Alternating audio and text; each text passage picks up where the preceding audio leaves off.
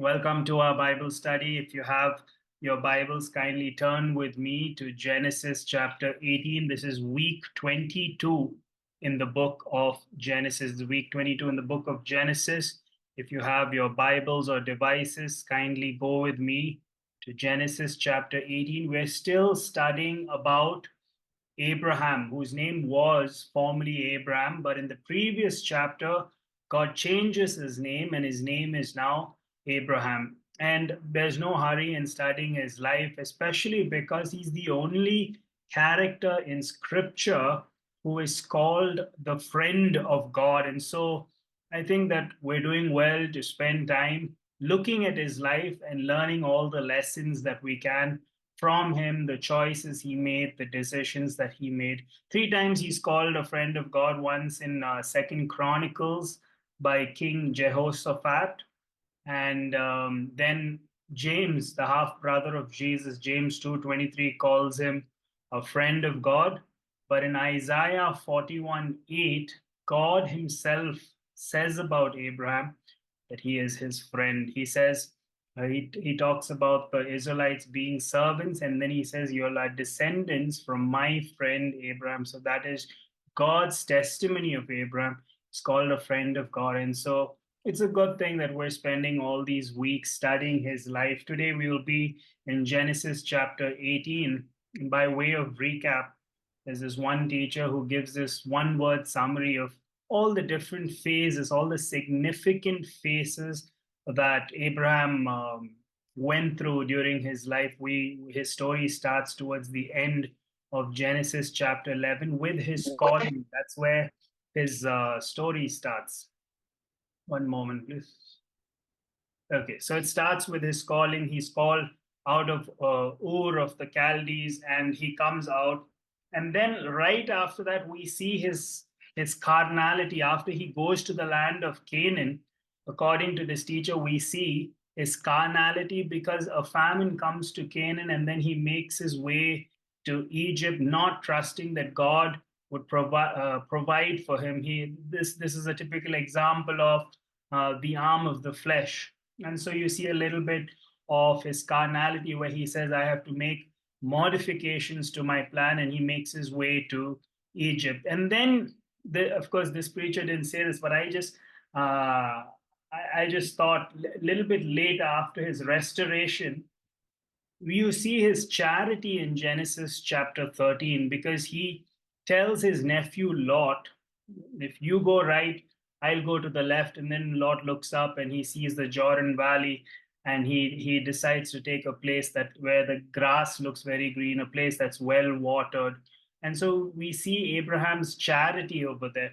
And then right after that, we also see his courage when Lot gets kidnapped, especially in Genesis chapter 14, where Abraham takes 318 of his trained servants and he pursues this king. We saw that his name was Kedor Laomer, and he pursues all of them and he rescues. In this daring rescue mission, brings his nephew Lot back and his family back safely. So we see his courage over there. So we saw his calling, then his carnality, then we see his charity, his selflessness. Then we see his courage in Genesis chapter 14.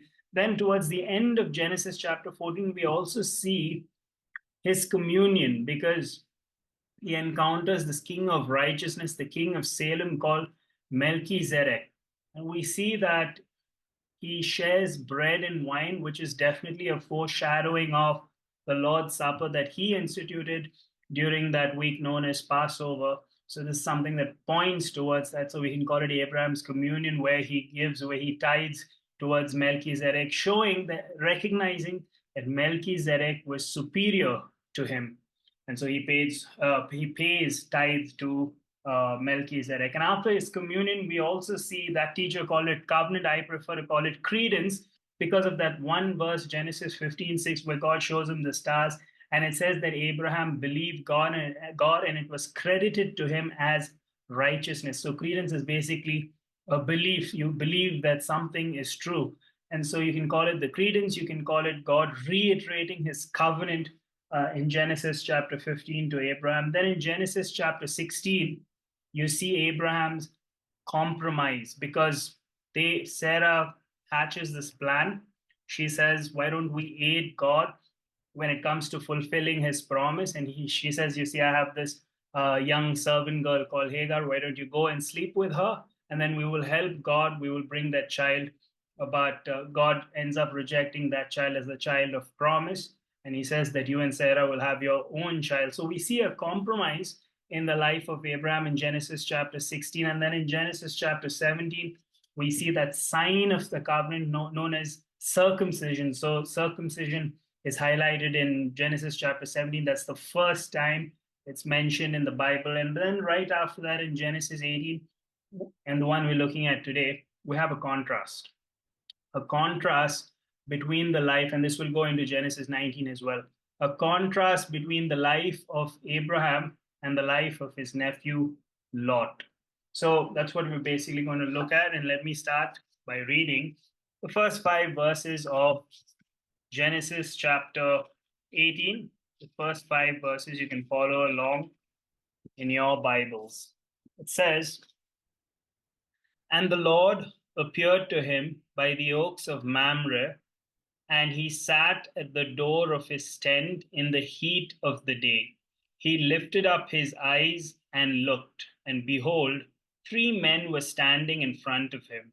When he saw them, he ran from the tent door to meet them and bowed himself to the earth and said, O Lord, if I have found favor in your sight, do not pass by your servant. Let a little water be brought, and wash your feet, and rest yourselves under the tree, while I bring a morsel of bread that you may refresh yourselves, and after that you may pass on, since you have come to your servant. So they said, do as you have said. So we notice here, and the Lord, and the word Lord over here is the tetragrammaton Yahweh. So, and the Lord appears. So it happens to be a theophany, or more specifically a Christophany. The Lord appears to Abraham, takes on some sort of human form, most possibly, or most probably rather, the pre-incarnate Christ comes to Abraham and by the oaks of Mamre. Now, I think that between the events of Genesis chapter 17, the previous chapter, and Genesis chapter 18, it's a very short period. It's less than 3 months. And the clue really is, if you look at Genesis chapter 17, the previous chapter, verse 21, God says, but I will establish my covenant with Isaac, whom Sarah shall bear to you at this time next year. At this time next year. And in Genesis 18, we find that Sarah, whose name was also changed from Sarai to Sarah, is still not pregnant, which means if you consider the average gestation period lasts about 240 days, 40 weeks, little over 9 months. This is, you can come to the conclusion that this is just within 3 months after Genesis 17. Sometime quite soon, the Lord appears to him. And there are all these sermons, plenty of sermons, and many people talking, many articles written about waiting on the Lord. And sometimes, there are famous sayings, God is never early, but he's always on time. And all those sayings, all those sermons that I talked about waiting on the Lord are good. And sometimes God does make us as believers wait, because it's a process of shaping us and building up our faith and purging us of malicious intent and ulterior motives and all that. But sometimes God can work very quickly as well. And over here, that's what we see. The Lord just appeared to Abraham out of nowhere. There's no warning, there's no preparation. Did Sarah get to clean the tent that they were living in? No, none of that. She didn't need in the house. Out of nowhere, God appears. And he appears at the oaks of Mamre or Mamre, or however that's pronounced. This is the place that Abraham came back to in Genesis chapter 13 and built an altar after his little adventure in Egypt, where things didn't go too well for him, and Pharaoh's household got that plague and all that. So he learned his lesson. He came back to the oaks of Mamre, and he builds an altar to the Lord. It's the same place where he bought a field and a cave, and it's the same place that he will later bury his wife Sarah, the same place that he will be buried, and it's the same place that his son Isaac will be buried, that we'll read in Genesis 49, which will come to, I think, many weeks later. So this is the oaks of Mamre. That's where he is. It is afternoon. Back in the day, they did work. They got up early in the morning. They did a lot of work. They rested in the afternoon. That's where the whole idea of this, the good old siesta, comes from. In the afternoon, when it's really hot, they just rested, they just relaxed, they didn't do any work. And then they start working again in the evening. And so at this point, he's probably just resting. And that's what he says. As he sat, that's what the text says, as he sat at the door of his tent in the heat of the day. And it's that point where the Lord appears to him. Some people will say that because of those two other people that came with the Lord, that this is the triune God that's coming to him.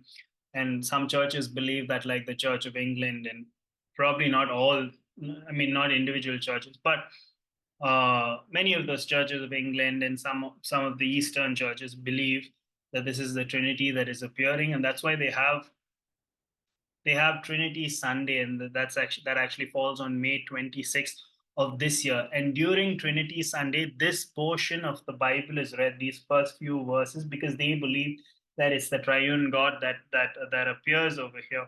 But again, if you just look at Genesis 7:18, rather 22, verse 22, it says, "So the men turned from there and went towards Sodom, but Abraham still stood before the Lord." So first it says men. Then if you go to 19:1, chapter 19, verse 1, it says the two angels came to Sodom.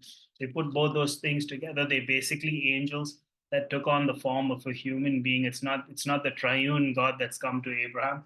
It is most probably the angel of the Lord, who is none other than the pre-incarnate Christ, coming with two angels. That's just by way of clarification. Then, so he is the immediate savior. He comes out of nowhere, not out of nowhere, but he comes suddenly to Abraham. He's not expecting any guests at this point. It's in the afternoon. It's in the heat of the day. Recently, Anisha was asking me. She just finished reading one book, and she said, "What book do you think I should read?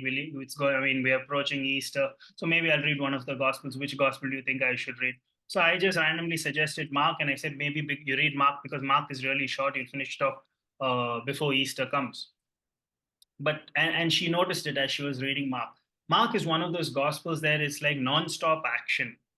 And one preacher even says that as you read it, if you read it and you're completely immersed in it, you'll feel tired just reading Mark, because he jumps from event to event to event. And one word that constantly appears in the Gospel of Mark is the word immediately, and you'll notice it there as you read Mark. And so you can say that Jesus, God, very often can be the immediate savior, can be the one of immediate breakthrough. So yes, sometimes he keeps us waiting, and sometimes he comes immediately. In this occasion, he comes, he catches Abraham, you could say, off guard in the heat of the day. And Abraham's response is there in verse 2. He lifted up his eyes and looked, and behold, three men were standing in front of him. When he saw them, he ran from the tent door to meet them and bowed himself to the earth. You can imagine a 99-year-old man running. I don't know what that exactly looked like. I don't know, but you can picture an old man running. You can see the urgency. He lifts up his eyes. He sees these men standing, and he runs from his tent door to greet them. And he just as a sign of respect, of adoration, he bows down. And they would have bowed down very slowly, right till the time their face was literally touching the ground. So he basically pays homage to this people. He shows them a lot of respect, gives them the reverence he thinks that they deserve. He bows down to the ground. And then it says, the verse 3 says, "O Lord, if I found favor," the word the word Lord over here is not the same word that we started the text with. It says, "And the Lord appeared." That is Yahweh. Here the word is Adonai. And so it talks about God being master, ruler, sovereign. And it's in the majestic plural. And I just thought that would be interesting to share, because And every time it's interesting to learn new things. It's in something called the majestic plural, which is basically when roy when royalty or when kings or when queens decided to talk about themselves using plural pronouns instead of saying I think it will be good, they would say we think it will be good, even though they were just one person. And so that's called the majestic plural. And so Adonai is in the majestic plural, signifying this God is the God who's coming to Abraham. When he refers to him, oh Lord, he's saying, you're sovereign, you're above all, you're supreme. He's using the majestic plural here. And you find other instances of this in scripture. A classic example is Genesis 1:26. We've been through it, where God says, let us make man in our image. Possibly a clue about the triune nature of God. But again, over there, let us is in the majestic plural, and that's what it's called. So when royalty refers to themselves talking in plural, using the plural pronoun.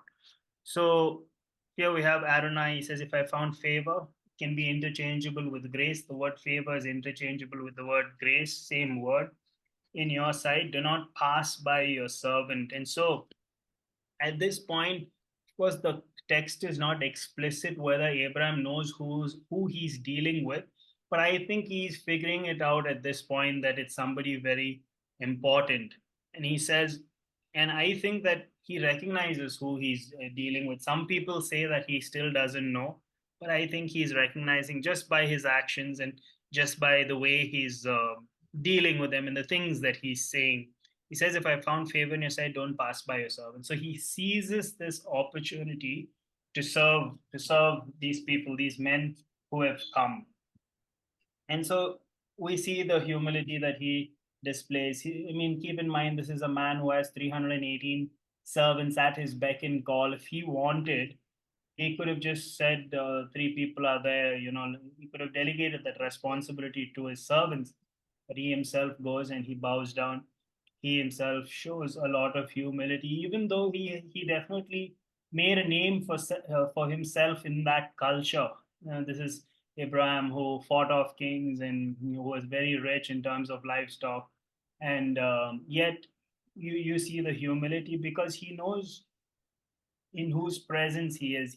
That's why I'm saying he probably knew who had come to visit him, which reminds me of that story that which I'm sure that I've talked about before, about this one man who survived the Johnstown flood. You probably remember that story, but the reason I'm bringing it up because there's some bearing even on this passage. You can connect it.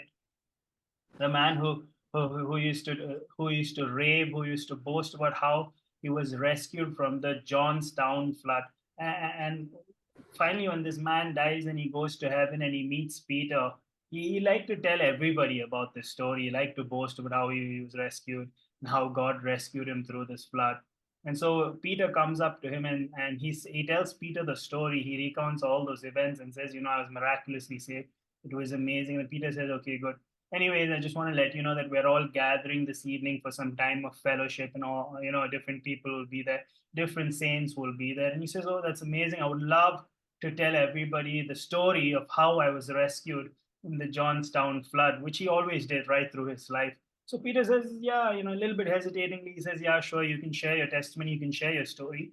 But just keep in mind that Noah will also be part of the audience.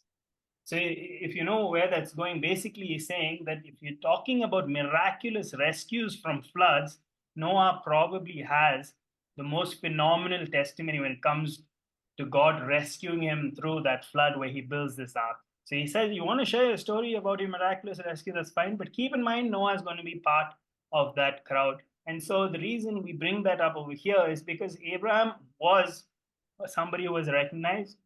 He was a man who was well established, and yet you see the humility because he knew who was part of his audience. He knew who had come to him, and so you see this humility in him, bowing down, seizing this opportunity to serve them. And at times it's true, even though that culture had a strong ethic of hospitality, it's true that at times they would have got worn out, and at times even today we can get worn out when it comes to serving people, because at times people are difficult to serve. But the important thing to keep in mind, the big motivation is we're doing it as service unto the Lord. And even in the Old Testament, when it talks about the priests, it says they ministered as to the Lord. They ministered unto the Lord. So they were doing it, keeping that in mind. And in the New Testament, it's reiterated in Colossians chapter 3, if I'm not mistaken, or chapter 4, where Paul says when you're working when you're working under bosses, or you're under your employers, remember you're working to the Lord. You should do it like you're working for God Himself. That is the greatest motivation, because sometimes employers, bosses can be difficult, but you're working and God is watching, and ultimately, we as believers, we as Christians, are working for the Lord. And so that's something to keep in mind, so that we don't get burnt out in Christian ministry. And every Christian, don't have to be a pastor, elder, deacon, or worship. Every Christian must have a ministry, must be in the service. Somebody said that a Christian without a ministry or without a service is a contradiction. You have to serve the Lord at some point. And so it's a good point looking at Abraham, a friend of God, a man of God, who's being shaped by God, who's displaying the exemplar of faith, is showing this kind of humility and seizing that opportunity to be of to serve to hear happens to be one of them, happens to be the Lord Himself. Move on, and let me read verses 6 to 8. Verses 6 to 8 says, And Abraham went quickly into the tent to Sarah and said, Quick, 3 seahs of fine flour, knead it and make cakes. And Abraham ran to the herd and took a calf, tender and good, and gave it to a young man who prepared it quickly. Then he took curds and milk and the calf that he had prepared and set it before them, and he stood by them under the tree while they ate. So, first of all, notice that word quickly in verse 6. He says, Abraham went quickly into the tent. So, again, powerful reminder to each one of us, never delay when we have an opportunity. Oh, I'll serve the Lord later, 10 years later, not right now, maybe whatever. That reason, we may even feel justified in that moment. I'll put this off to a later date, but he does it quickly. We must also do it quickly. Procrastination is equivalent to disobedience, or it could result in missing an opportunity to serve the Lord. So he does it quickly. And you see, he says 3 seahs of fine flour. And so I just made a note that he wants the best. He wants to give God the best. That reminds me of my cousins who had this policy. Maybe some of you had this policy. They had this policy that whenever they buy new clothes, they would always wear it first to church. That's where they wanted to inaugurate their new clothes, because for them that was a way of showing God that they want to present to Him the very best. They want to be presentable, but they also want to present the symbolic of having that attitude, that disposition, where they say we want to give you our very best. And again, that reminds me of that well-known analogy of this one preacher called Francis Chan, who says we must give our best. If you look at the book of Malachi, it talks about people trying to deceive God when bringing sacrifices with blemishes, you know, but God deserves our best. And this one preacher, Francis Chan, uses illustration, mentioned it before, where he eats a piece of chicken, he pulls out a chicken leg while he's preaching a sermon. And he says sometimes we concentrate on so many other things, like maybe if you're a student, your exams, your friends, and all those different things that are consuming your life. And for everything, every category, he takes a bite off that chicken leg. And then when he gets to the end, to the bone, and then there's just the bone left, he lifts it up and he says, and God, this is for you. And it's a graphic illustration of how sometimes we are so consumed by different things in this world, and we go around doing everything, and we prioritize so many other things. And then we have some little time to say, God, yes, you're also there. Here, here's your part of my time, my devotion, my gifts, my abilities, my talents, and so on. But Abraham over here, he says, bring the fine flour, and he says, knead it and make cakes. And then he ran and he takes this calf, tender and good. He wants to give the very best that he can to God. And That is, of course, being a good model, a good role model for all of us today. But notice again, I made note of the fact that in verse 7, he didn't do it all by himself. Again, in ministry, we shouldn't be doing everything by ourselves. Then again, we'll get burnt out. It is good to delegate responsibility, is good to delegate authority. In verse 7, he calls this the he and Abraham ran to the herd and took the calf, tender and good, and gave it to a young man. Maybe the young man was the designated butcher or whatever it is. Maybe he had the talent of preparing it well or whatever, good cook. Maybe he was the cook, chef, whatever. But he gives this responsibility. He delegates this responsibility to a young man. He doesn't do it all. Sarah was helping as well. Then he took the curds and the milk and the calf that he had prepared and set it before them, and he stood by them. Notice that last statement. He stood by them under the tree while they ate. He didn't join them and say, "Okay, so how are things, up in heaven? What's been happening there lately, or anything?" He stands by them. You can imagine that in your mind. That's a picture of hospitality. That's a picture of, you know, just the willingness to serve them. It's a picture of humility as well. He's there, he's just watching over them. Does anybody need anything? I think in my life, only once I've experienced something similar to that. And I felt very honored in that moment when this one person who was well accomplished just stood by that this thing. So you probably get what I'm saying. If you ever had a good host, you would have experienced the same thing where they just hovering around your table, making sure your glass is filled, you have enough chicken, meat, sambar, dal, all those things, and you feel very loved. You feel like you're being well taken care of. This is what Abraham does over here. He's being very, very hospitable. Let's read verses 9 to 15. And then they said to him, so probably while they're eating or after they're done with their meal, they said to him, "Where is Sarah, your wife?" And he said, "She is in the tent," probably somewhere just nearby. The Lord said, "I will surely return to you about this time next year, and Sarah, your wife, shall have a son." And Sarah was listening. She was eavesdropping at the tent door behind them. So there was probably a flap, and you could probably hear the conversation. She was listening keenly, curiously, intently at what they were all talking about. Verse 11 says, "Now Abraham and Sarah," just in case we forgot, which we didn't, but just in case we forgot, the author is reminding us, the author Moses here is reminding us that Abraham and Sarah were old, advanced in years, and the way of women had ceased to be with Sarah. So she experienced menopause basically. So he's reminding us of that. It is impossible at this point for Sarah to give birth to a child. So Sarah laughed to herself. She didn't laugh out loud, she laughed inwardly. She laughed to herself, saying, After I am worn out, and my Lord," she's referring to Abraham here, small l, "my Lord is old, shall I have pleasure?" The pleasure, the joy of having a son. After I'm worn out, after my Lord Abraham, I remember saying that Lord is the equivalent of sir. So it's just a term of endearment, is a term of respect. He says, "I'm old, my husband's old. Can I have this pleasure, this joy of having a child?" And so she laughs inwardly. And then the Lord in verse 13 said to Abraham, "Why did Sarah laugh and say, 'Shall I indeed bear a child now that I'm old?' Is anything too hard for the Lord? At the appointed time, I will return to you about this time next year, and Sarah shall have a son." Sarah denied it, saying, "I did not laugh," for she was afraid. He said, "No, but you did laugh." So we remember that even in the previous chapter, Abraham laughed, but there's obviously a difference between both those laughs.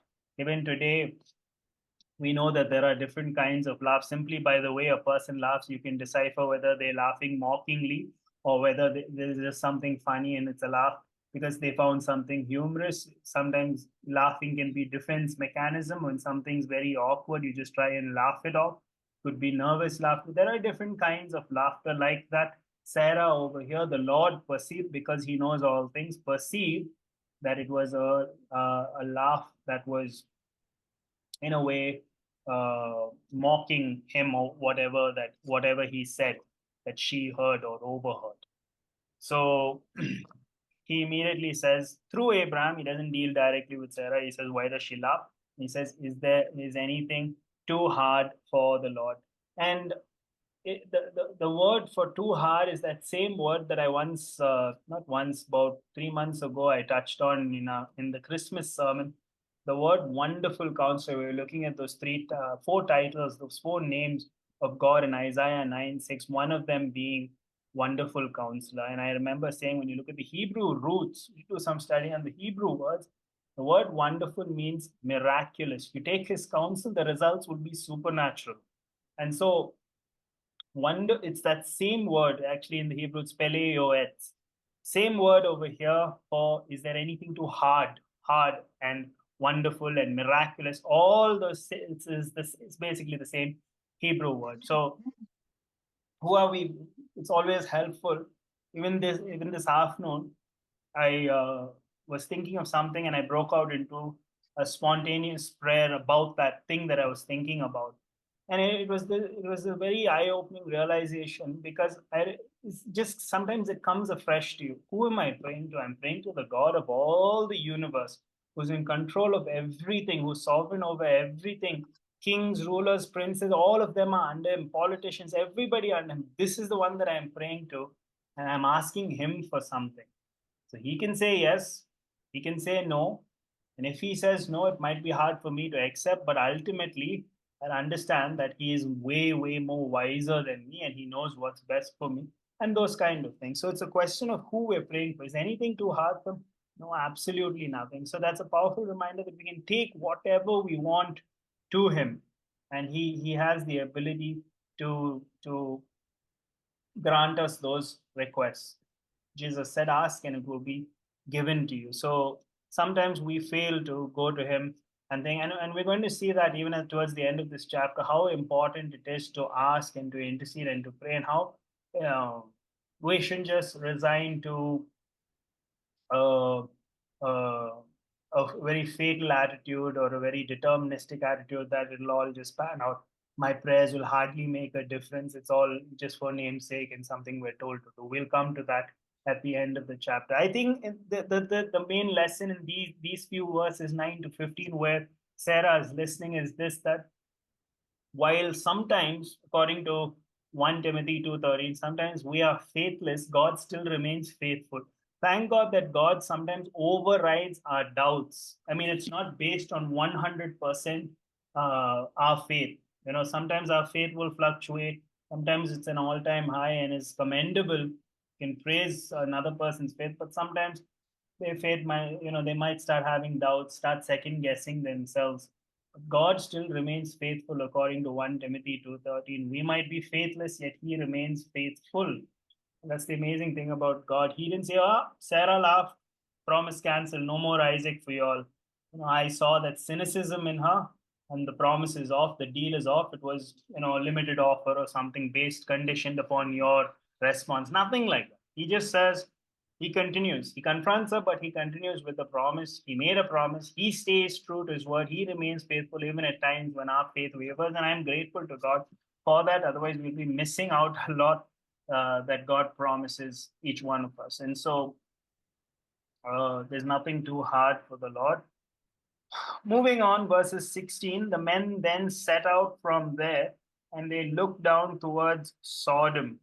And Abraham went with them to set them on their way. So again, his hospitality is not just extended to when they come to their arrival. When he receives them, now that they're departing, he is accompanying them to not to not to show them the way, because the way himself literally was there, so he would know the way to Sodom. But this is all a sign of his hospitality. He takes them out. He's showing them. He's walking them out, just like sometimes when guests come home, we walk them out of our house when we're saying bye to them. Something similar to that. He goes with them out towards probably the main road that leads to Sodom. And Abraham went with them, set them on their way. Verse 17, the Lord said, shall I hide from Abraham what I'm about to do? Question is, who is he talking to? Maybe to the other angels, maybe he's talking to himself. But seeing, verse 18, seeing that Abraham shall surely become a great and mighty nation, and all the nations of the earth shall be blessed in him. For I have chosen him that he may command his children and his household after him to keep the way of the Lord by doing righteousness and justice, so that the Lord may bring to Abraham what he has promised him. So he says, seeing that he's going to do all these things, he's going to become a great and mighty nation, and he's going to command his children and his household after him to keep the way of the Lord by doing righteousness and justice. In other words, Abraham, seeing the fact that Abraham is going to be a good role model to his children and the coming generations, his progeny. And I learned this one fact today that uh, a child a child basically spends, and it number could be different depending on the number of us, but it's somewhere in this ballpark. A child basically spends about 16% of their time in school during their school years. 16% of their time in school. If they go to Sunday school, they belong to Christian parents and the parents send them to Sunday school. 1% is spent in Sunday school. So 16% of their time they're in school, 1% they're in Sunday school, which means that 83% of the time they're with parents. Most of the time. Of course, if they go out with friends and all, that number rather will vary, but 83% of the time, the majority of the time, they with parents. And so that's just important for parents to be good role models in the house for children, just like God is expecting Abraham over here to be a good role model to his children and to his household, and lead from the front, basically be a good leader, be a good head, a spiritual head.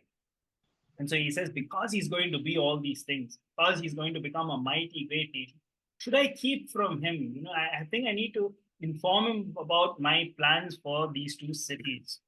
Then in verse 20, then the Lord said, because the outcry against Sodom and Gomorrah is great and their sin is very grave, I will go down to see whether they have done altogether according to the outcry that has come to me, and if not, I will know. Now, where did this outcry come from? Again, speculation. Could be from Abraham or it could be from Lot. And we know that Lot was, when compared to Abraham, he was not a great role model or the father of faith. He's nowhere called the friend of God. Only Abraham is called the friend of God. But if you remember some time ago, I pointed out that one fact that in Peter, he's called righteous Lot. And so maybe compared to the people of Sodom and Gomorrah and all their nefarious activities, Lot was righteous and he was saved, because he believed God. So due to somebody's outcry, God has now come down to see whether to verify the facts, basically. Now the question arises as if God doesn't know, what's really happening in Sodom. Like he's omniscient, he knows everything. So why does he have to come down to actually have a look himself? The answer is somewhat like in the garden where God asks Adam, where are you? It's not because he did not know where Adam was that he was asking where Adam was, or he asks, I think, Cain. Well, he asked Cain, why did you kill your brother? I mean, he knows everything. No doubt about that. He's omniscient. He's not learning facts. He's not coming down to actually see. He knows the wickedness.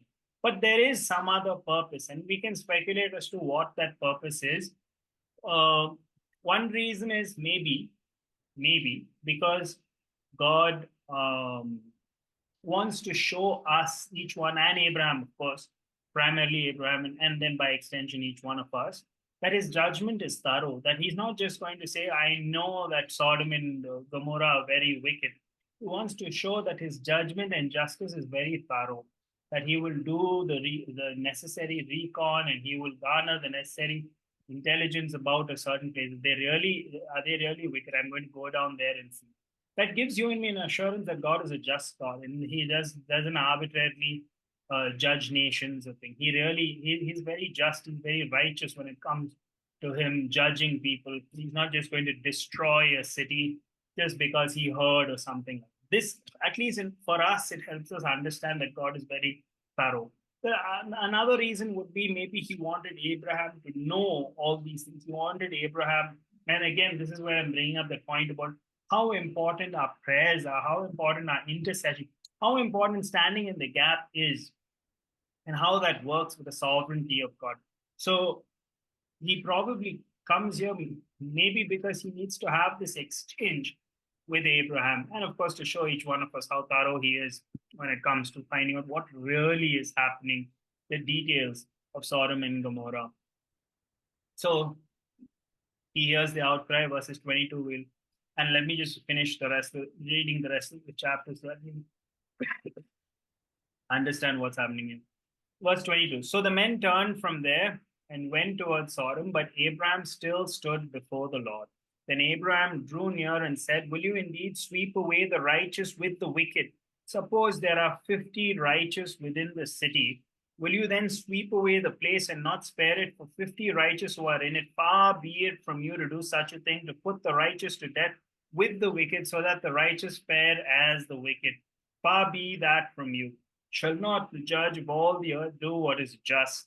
And the Lord said, if I find at Sodom 50 righteous in the city, I will spare the whole place for their sake. So we have this Middle Eastern merchant, very diligent merchant, somebody who's an expert in bargaining, who starts bargaining with the Lord, who starts interceding, who starts praying and saying, if there are 50 people, I know that you're the righteous judge, you will do what is right.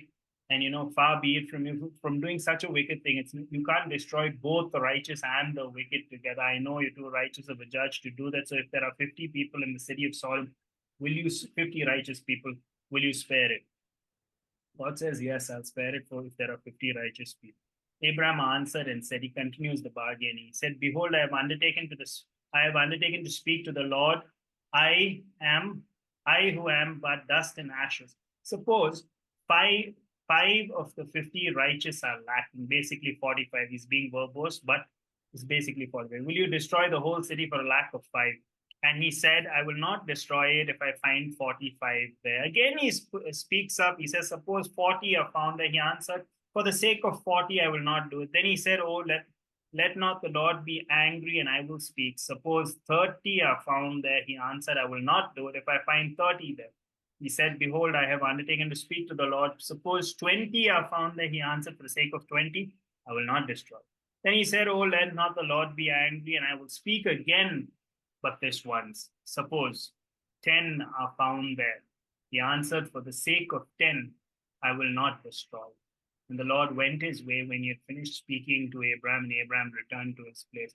Now, just this bargaining, it shows how compassionate and merciful God is. He said he started with 50, Abraham did, goes down to the number 10, and God says, even if there are 10 people, righteous people, I will not destroy the twin cities of Sodom and Gomorrah. The truth is, there weren't even 10 people, righteous people. That's how depraved the two cities were, because we all know that next chapter, Sodom and Gomorrah is going to be destroyed.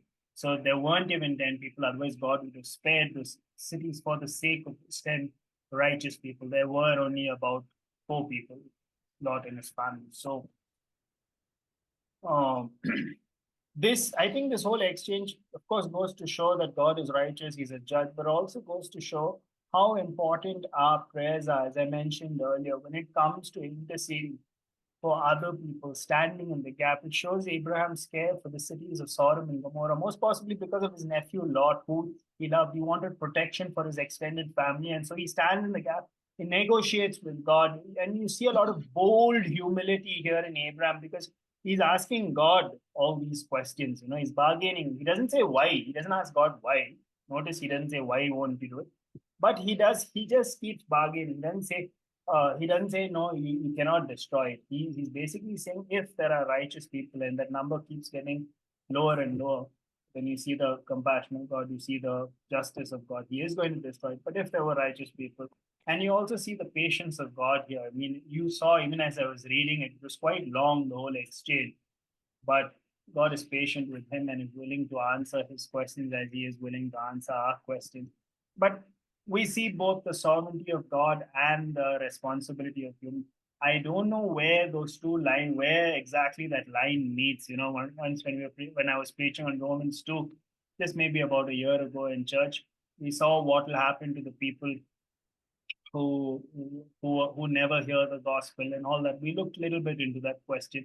And I ended off the sermon by saying What if, it is our responsibility to evangelize to somebody or pray for somebody's salvation, and we're very lackadaisical about it, we're very lethargic about it? Will that make a difference in their ultimate salvation? And I ended up saying, I'm not sure about that. I mean, when I say, look at all these exchanges, of course, some of us later we had a discussion and we said, no, if somebody has to be saved, and if it's not me who's going to be a channel, who's going to be instrumental in their salvation and them coming to saving faith, then God will use somebody else to save them.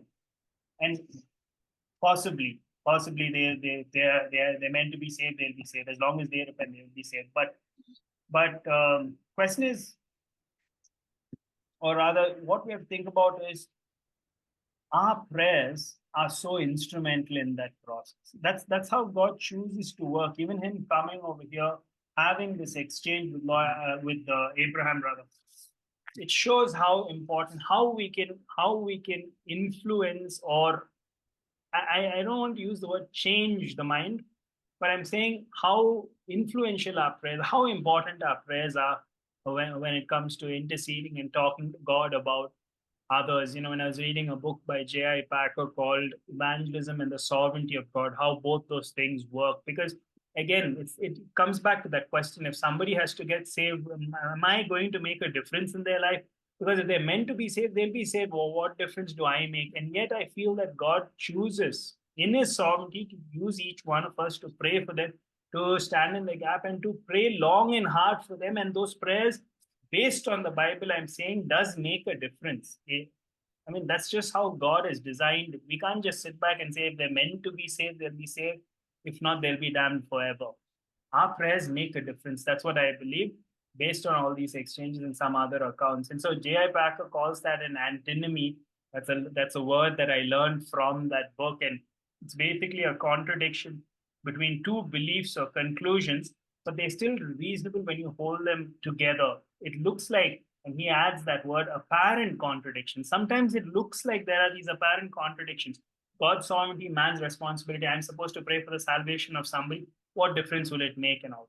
But it looks like they're contradictions, but they beautifully fit together, and God chooses to work through our prayers, and we have to go back and forth. We have to labor in prayer for the salvation of others. So let this be a reminder and an encouragement that each one of us should be praying very diligently for the salvation of our loved ones and people that God has placed on our heart. And those prayers will make a difference. It will make a difference in their ultimate destiny and thing. And that should make us all the more desperate. We shouldn't take it lightly. We should be constantly praying that God would save this people, because he's sovereign, but he has sovereignly decided to work through our prayers, and we are responsible to pray for them and stand in the gap. So those are some lessons from Genesis chapter 18.